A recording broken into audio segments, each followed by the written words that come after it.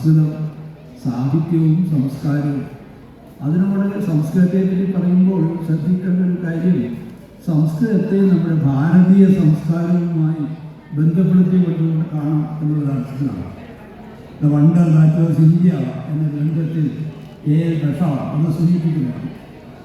അടുത്ത കാലത്ത് ഇന്ത്യയെപ്പറ്റി വന്ന ഒരു ഗ്രന്ഥമാണ്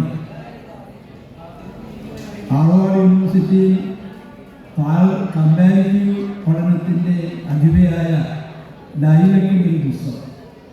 ഇന്ത്യ ഒരു സേക്രഡ് ജോഗ്രഫി എന്നാണ് അവരുടെ പുസ്തകത്തിൻ്റെ ചരിത്രം തന്നെ. ഇന്ത്യ വിശുദ്ധമായ ഭൂമിശാസ്ത്രമുള്ള ഒരു നാടാണെന്നാണ് അവർ പറയുന്നത്. അത് സംസ്കൃതത്തെ അതിനോട് കൂട്ടിയോജിക്കുന്നു.